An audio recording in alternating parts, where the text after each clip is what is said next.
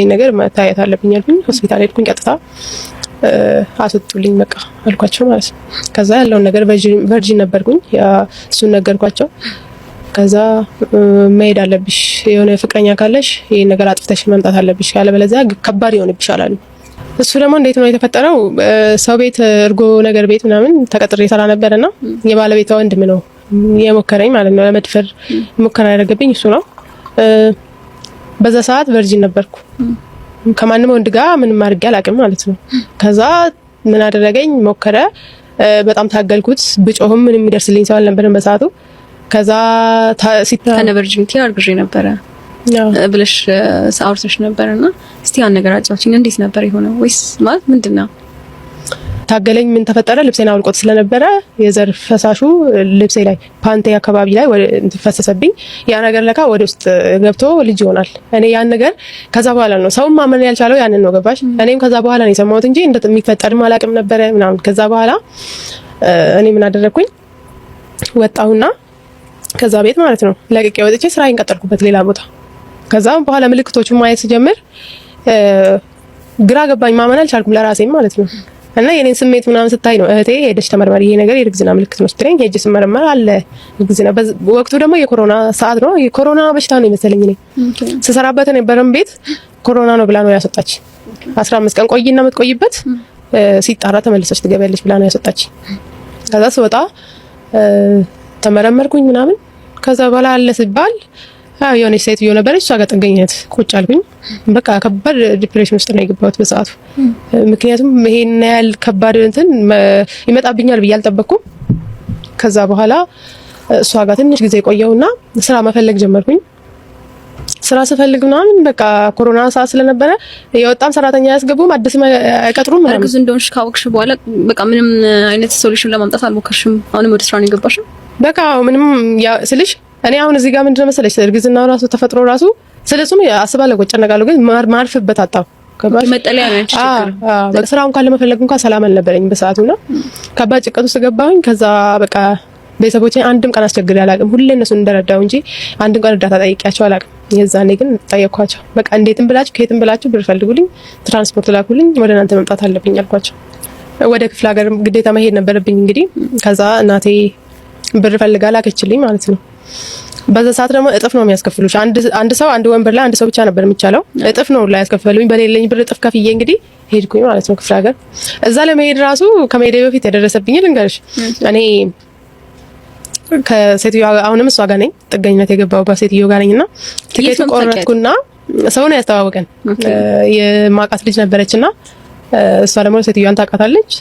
ከዚህ በፊት አስተዋውቃን ነበርና ዝም ብዬ ስለማውቃት ብቻ ነው ልብሰን ይዤ ሄድኩት። እሷ ጋር ጥሩ ሰው ስለሆነች ነው የተቀበለችኝ እንጂ ምንም አታውቀኝም፣ አላውቃትም። ከዛ እሷ ጋር ነበርኩኝ። ከዛ ትራንስፖርት አለሽ እንዴ ብዬ ጠየኳት። ጠዋት ሌሊት 10 ሰዓት ከእንቅልፌ ተነስቼ ወደ መናኸሪያ ለመሄድ ብር ግዴታ ያስፈልገኝ ነበር ትራንስፖርት። የትኬቱን ቆረጥኩኝ። እሱን ይዣለሁ። ትኬቱን ይዤ እንኳን መሄድበት ሁላ አጥቼ ነበርና በዛ ሰዓት እንኳን ሌሊቱን ሙሉ ስዞር ነው ያደርኩት ማለት ነው ብር ፍለጋ። ከዛ እንደምንም አንድ ሰው አገኘው። እሱ ተባበረኝ። እሺ ወደ ቤቴ ልውሰድሽ ምናምን ስለኝ ፈራሁት። አልፈልግም በቃ ብር ስጠኝ ብዬ አልቅሼ ለመንኩት ማለት ነው። ከዛ እንደውም መረዳሽን ነገር ንገሪኝ በግልጽ ነው ችግር የለም እረዳሻለሁ አለ።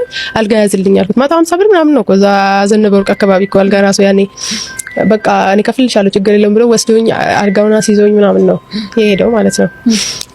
ከዛ በኋላ እዛ ድሬ ወደ ሀገር ሄድኩኝ ማለት ነው። ከዛ እዛ ስደርስ ደግሞ ከባድ ጭንቀት ውስጥ ገባሁ። በጣም ከባድ ጭንቀት ውስጥ እርግዝና እንድትፈጠር ታውቃለች? አታውቅም እናቴ። እሱ ነው አሁን ከባድ ችግር የሆነብኝ እሱ ነው። በጣም ነው የፈራሁት። በቃ እዛ ስደርስ መጀመሪያ መሰለኝ ከጭንቀቴ የምገላገል ነበር መሰለኝ። ልክ እዛ እነሱ ጋር ሲል ማረፊያ ይኖረኛል እናት አባቴ ጋር ነው መሆኑ በቃ ብዬ ነበር የሄድኩት አይደለ። እዛ ስደርስ ግን ሚስጥሩን ራሴ ብቻ ነኝ የያዝኩት። እርግዝናው ለተፈጠረብኝ እናቴ አታውቅም። ምን ብዬ በምን ከባድ ነው እንዴት ብዬ ልንገራቸው ለነሱ ሄጄ ይሄን ነገር መታየት አለብኝ አልኩኝ። ሆስፒታል ሄድኩኝ። ቀጥታ አስወጡልኝ በቃ አልኳቸው ማለት ነው። ከዛ ያለውን ነገር ቨርጂን ነበርኩኝ። እሱን ነገርኳቸው። ከዛ መሄድ አለብሽ የሆነ ፍቅረኛ ካለሽ ይሄን ነገር አጥፍተሽ መምጣት አለብሽ ያለበለዚያ ከባድ ይሆንብሻል አሉ። እኛ መድኃኒት ነው የምንሰጥሽ፣ መድኃኒቱ ያወጣዋል እንዳይወጣ ነው የሚያደርገው ይሄ ነገር ደግሞ ካለ፣ ስለዚህ እሱን አጥፍተሽ መምጣት አለብሽ አሉኝ። ስመለስ ያው በቃ ጓደኞቼ ነግራቸዋለሁ። ለእነሱ ስነግራቸው ጨነቃቸው። እነሱም በቃ ጥሩ ነው ታዲያ እንደዛ አድርጊና ሂጂ ለራስሽ የሆነ ነገር እንዳትሆኚ ምናምን ብለውኝ ሲሉ እኔ በዛ ሰዓት ወንድ የሚባል ነገር ማየት እንኳን ነው የማልፈልገው። ጭራሽ በቃ ወንድ ማየት ነው አልፈልገው። በዛ ሰዓት በጣም ያስጠሉኝ። አልግባባም ሳወራ ሁላ ማለት ነው። ከዛ ነው አሁን አስቢ፣ ለእንደዚህ አይነት ነገር ብለሽ ከየት ነው የምታመጪው? ቢሆን ራሱ ማለት ነው የማይሆን ነገር፣ ሴት ልጅ ሆነሽ ከባድ ነው በጣም። ከዛ ምን አደረጉ እነሱ የሆኑ እንትኖች ልጆች ነበሩ እዛ አካባቢ ላይ የሆነ ልጅ ጠርቶ ቀጥሮውን ምናምን አንድ ላይ ምናምን አርጎውን ሊሄዱ ምናምን ነገር ማለት ነው። ያው ለኔ አስበው እኮ ነው እነሱም በእንትን በመጥፋ ላይሆን ግን በቃ ለኔ ከባድ ነው። በዛ ሰዓት የሆነ ሆቴል ምናምን ነገር ያዙ። እዛ ወስደውኝ ምናምን እንትን ሊሉ ከዛ እዛ ስደርስ ገባኝ። በቃ የሆነ ሰዓት ምግብ አዘው ምናምን ምግቡ ሁላ አልዋጣልኝ ማለት ነው። ፈራው በጣም።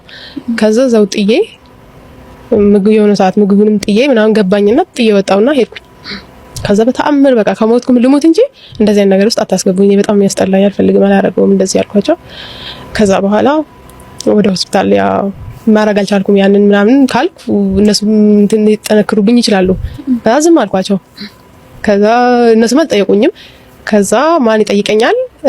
አልጋ ሊይዝ ስል ይጠይቀኛል። መጨረሻ ላይ የኔ ዶክተር ማለት ነው የተመደበልኝ ዶክተር ጠየቀኝ።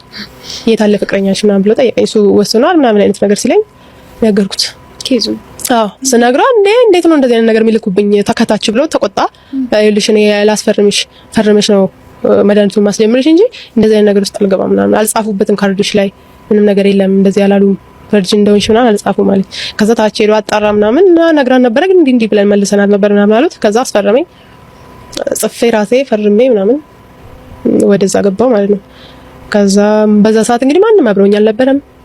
የነበረኝ እጄ ላይ ብር ራሱ መድኃኒት መግዣ ምናምን ጽፉልኝ በቃ ገዛውበት አለቀ። አንድ ብር እጄ ላይ አልነበረም።